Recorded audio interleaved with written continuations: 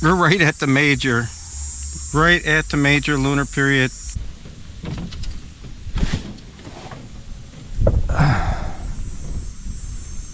So here's that new float I'm curious about. Interesting. I put enough split shot on there to lower it into the water level just up to the orange. So I'm going to be seeing mostly this.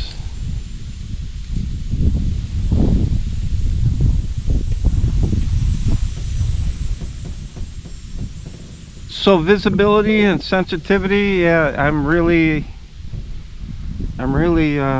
it's top priority with me, you know. It should be for everybody, but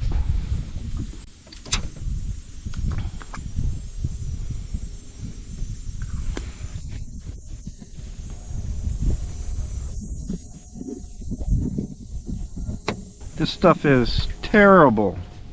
It eats up plastic and metal.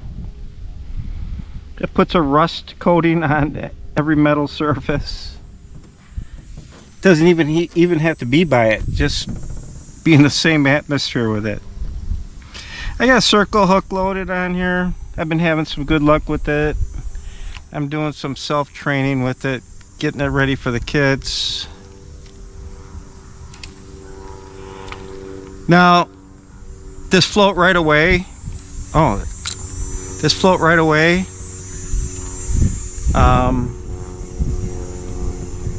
wobbles. It's not like a dart. And I kind of knew that from the beginning when I had it in my hand at the store. It's gonna wobble, but how much? You know? That's the first fish. We're here in 2 minutes. Not a bragger, but I'd like to catch some smaller than that and freeze them at home for catfish bait. I would do a little catfish trip next week. Well, that was a lot better cast, and immediately it's going down. But visibility is what I was after, really. Am I going to be able to see this to my liking? And there's another fish. I gave it some slack line there and there to check my camera. Usually when I do that, the bluegills are off. They're off within a split second. But these circle hooks have a little bit better grip, I'm finding. So that's a positive check mark. But so far, you know, I'm just a couple fish in. I like this. I like this float. Like I said, I've been using like one float for the past few years. This one float that I just love. It's a Carlisle. I'll put the number in the description and a card.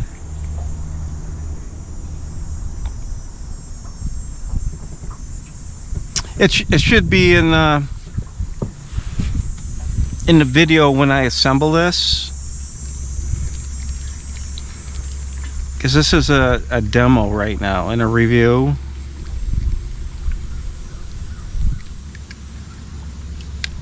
One of my favorite slip float setups I've been hooked on. I've been hooked on for the past few weeks. I swap them out like underwear, you know. BFS, spinning,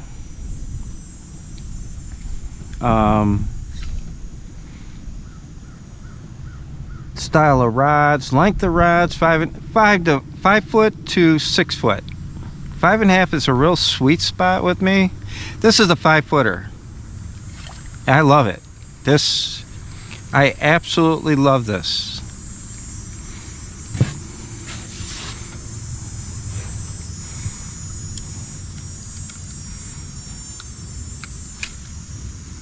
To the right side of that lay down is my hot spot, and I can see it. I'm in working position right now, just probably 45 feet away. And I can see this perfect.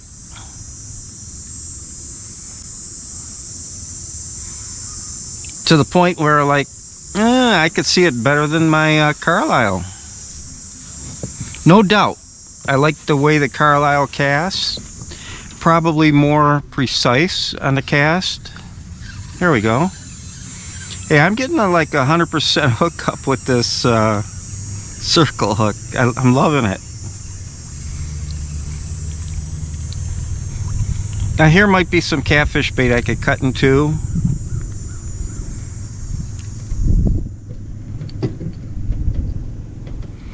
And all my hook sets have been right within 1/8 of an inch from the lips. Okay, let's reload. And you know, I've been fishing these lunar periods for like 10 years now, and they're like 95% reliable for me. You know, I rely on them. When they fail me, it's when I'm not out on the lake long enough and I come in like right at a major period, like halfway through. Maybe the activity was on the first half and they quit biting in the second half. So if you could, before you make any judgments and you try using lunar periods, try to be on the lake during the whole period and maybe an adjacent lull period. That's a 100% hookup ratio right here with this hook. This may be my favorite hook. I used to use them years ago because I had a bunch of them when the kids, well, I was teaching the kids how to fish when they were younger. You know, like 20 years ago. And we just used the heck out of them, and I still had them. But I did purchase some new ones because I couldn't find them at first, you know. So, you know, they're in the garage with the old fishing stuff. Couldn't find them. And yeah, found them. Went digging for a Shimano FX spinning reel, and yeah, I dug them up.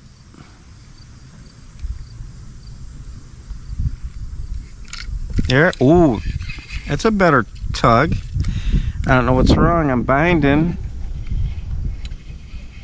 It must be at the tip. Oh, there we go.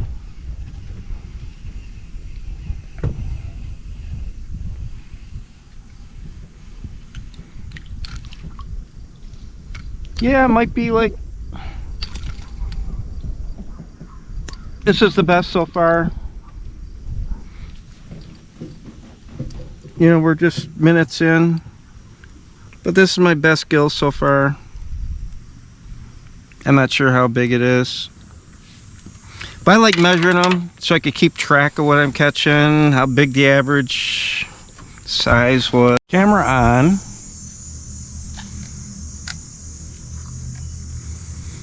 So I say that, camera on, so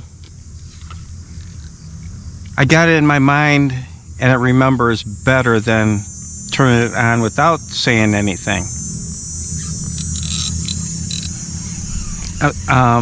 Because there's many times I'm fishing away, and oh, it's a better fish. Feels like it. Usually it's a pumpkin seed. I'll be fishing away,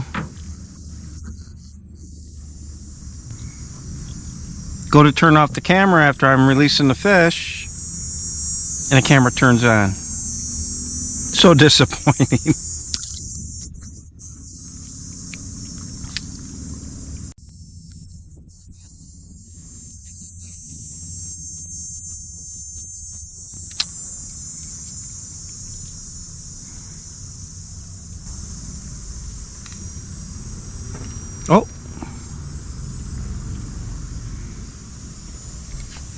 Yeah. I'm hoping there's a nice one in this school. This lake has been known lately for many small bluegills. Big bass, many small bluegills. Like that one. I can motion that.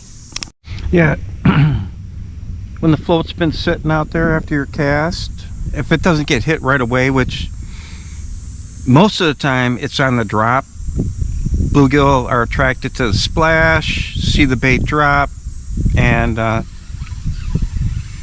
if it's been sitting there, move it around a little bit.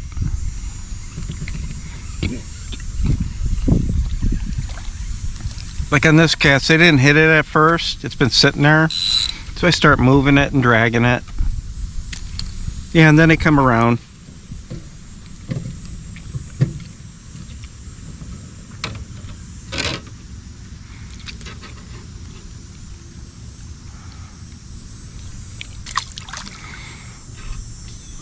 Yeah, so waxies,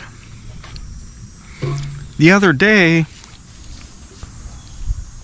I was loading them up on almost like every fish. So I ended up, and I was micro jigging it. Jigging waxie, and I was loading that thing up every fish, it seemed like.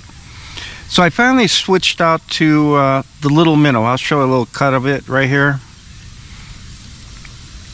And that was my #1 bait before waxies for panfish. I really started with waxies around the year 2016. But before that I was using gulp minnow, 1-inch minnows, and then I switched to, because I was having this same problem with gulp 1-inch minnows. One fish and I'd have to load up another minnow. They only give you like 20 of them for $7 or whatever. So I switched out to a plastic, and I was doing extraordinary. And then one trip, open water season, I left all my tackle at home, tackle box. Just had my slip float rod and reels. So I searched through the boat, you know, the bottom of the boat, and I did find a small, I think it was a 1/32 ounce with a dried up bait on it. So I still had no bait.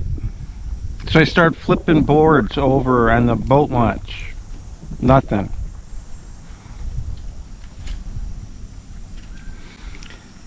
So in the pocket, the door, oh, nice fish, nicer.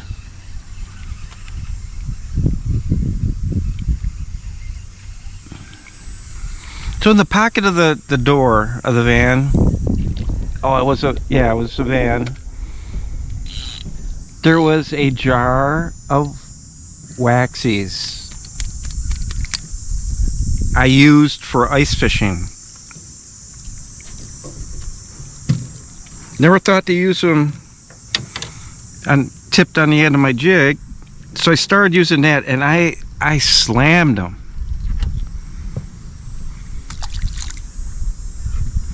So it's been like that since then.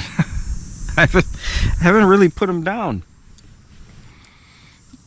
If you got something that works, right? See that right there? It's actually sitting a little too low. It's working. You know, I'm throwing it out there. I'm seeing it.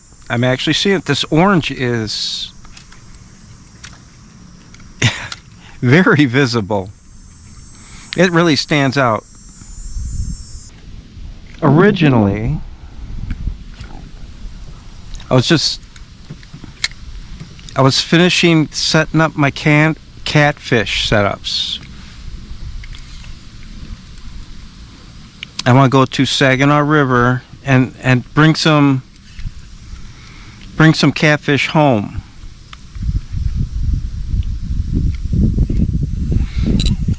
Oh, that's a better pull. That is.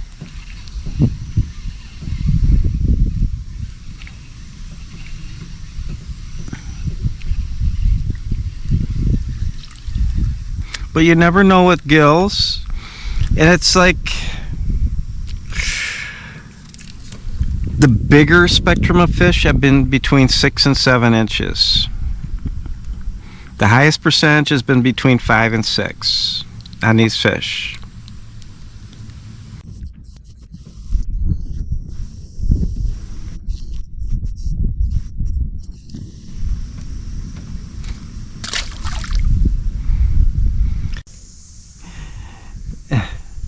That was a good bluegill right there. Half of it was out of the water. It was impressive. Look at it. We got a bunch of suspended fish right here.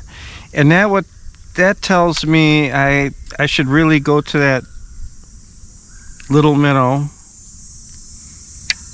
and just give it a shot, you know. Go with my instinct.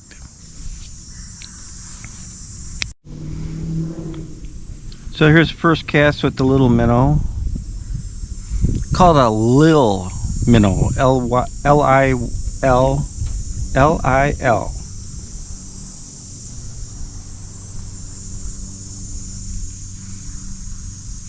I've caught in everything from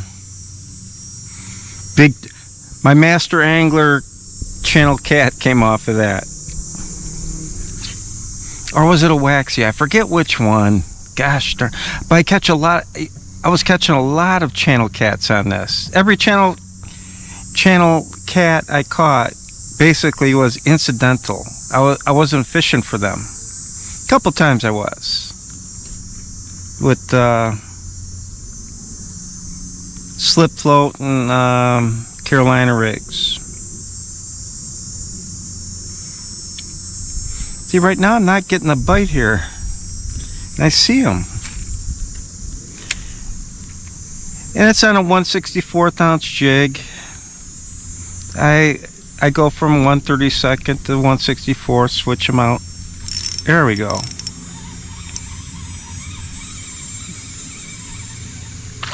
Oh, what was that?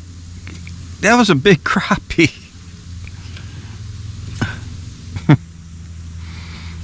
Yeah, sometimes the little ones just grab the tail. It weeds out a lot of little ones, you know. Just little flips with this setup. I love it.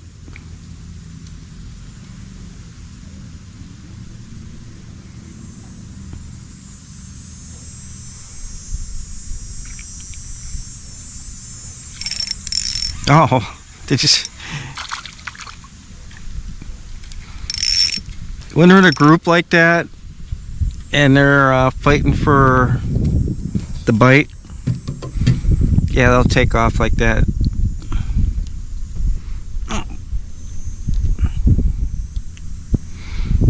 There we go.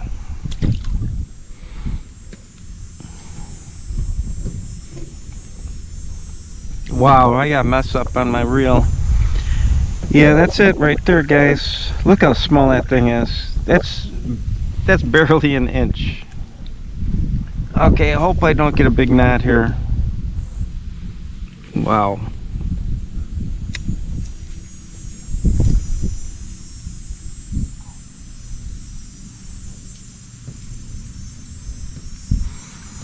Yeah, with my braid, I usually just pull out those wind knots and they come right out.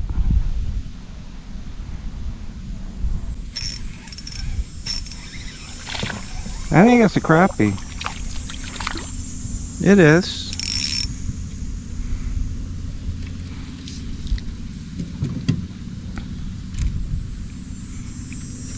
Yeah, it's a crappie. Okay. I I got a new hook removal tool. I want to try it out.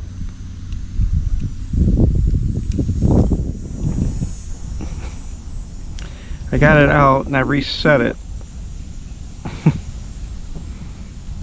Come on.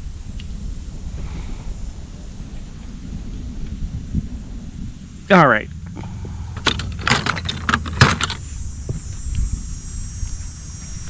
If it's within needle nose range, yeah, grab the needle nose. Note to self. Little crappie.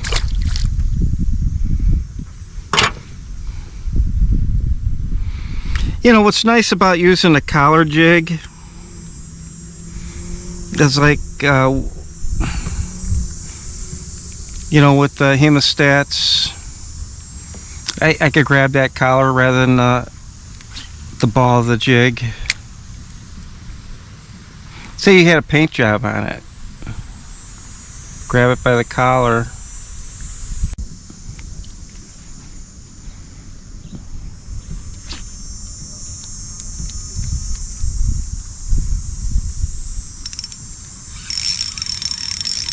What is this?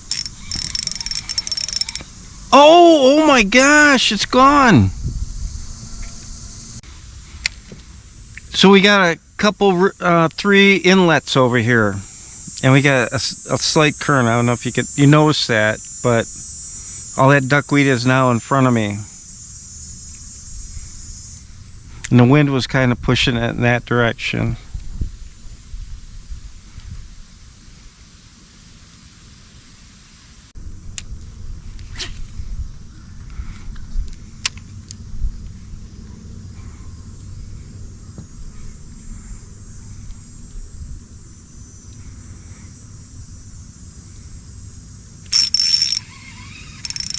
That was a solid hook set.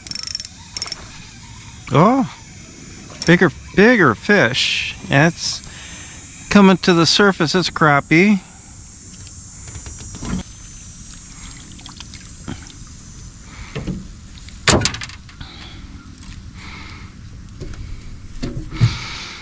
It sounded bigger.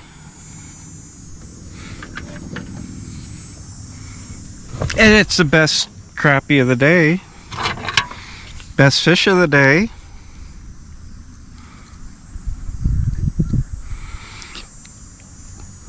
The master angler I just recently caught came in that same way, fighting on the surface.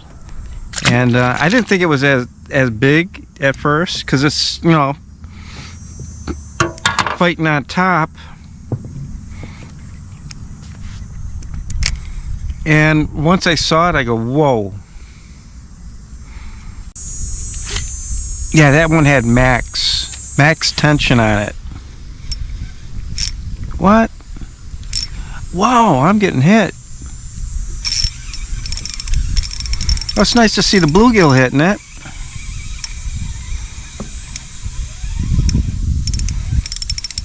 Look at that fight. Oh, that's just incredible.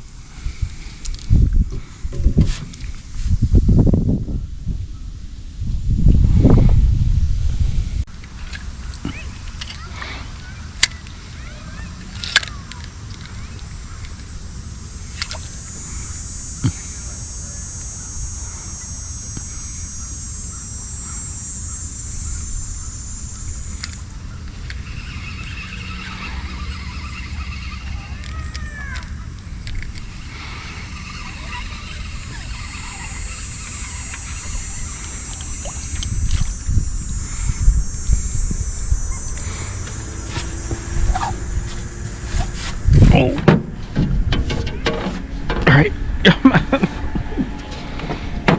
I need this seat to be like just inches higher to get my feet across the bench here. Alright.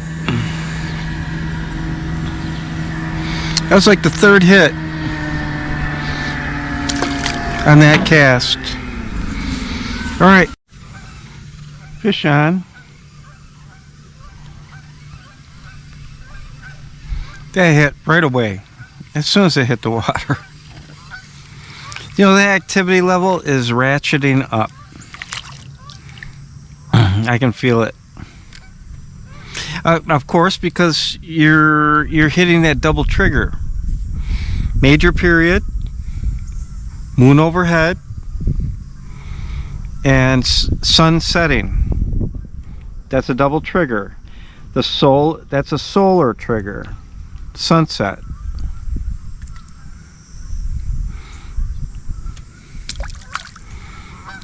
Yeah, I think I missed the best fish of the day, and that was a big crappie.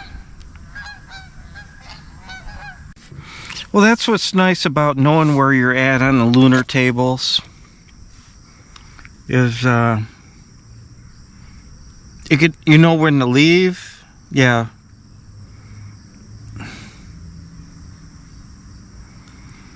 So we're at a 16% activity level.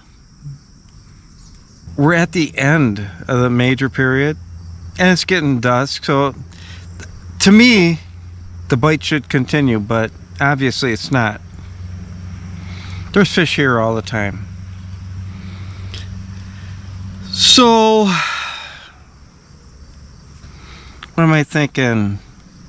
It's almost 8 o'clock.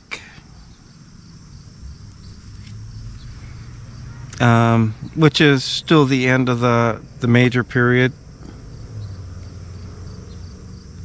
Let's see where the solar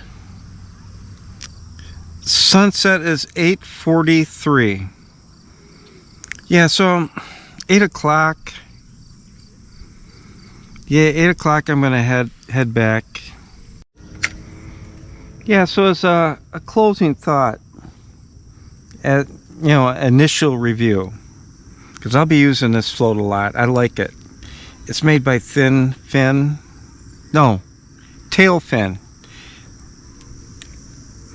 And I really like it overall for presence, visibility, and castability. Sensitivity is off the charts, and I really find no difference between my Carlisle setup and this one except visibility. I like that long stem of orange rather than just a short hemisphere like on the Carlisle, just the top part of the float. The stem is white, it's hard to see, but I really like this. I really do. I like the looks of it. And its adaptability to my setup,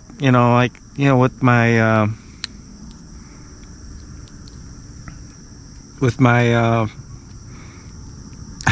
bead, it works. I was initially turned off because how large that hole is, but that kind of works out with my bead. That the line goes through easier. And that's what happens. The only thing I have to consider as a negative is how long this is overall. If you have to retie, this could be a problem. With wet braid sticks. And it'll be troublesome getting it through that long stem. But how often do you have to retie a float? So overall I'm really liking it. So we're headed out.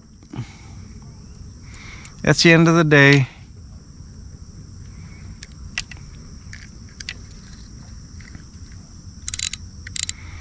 We had a good time.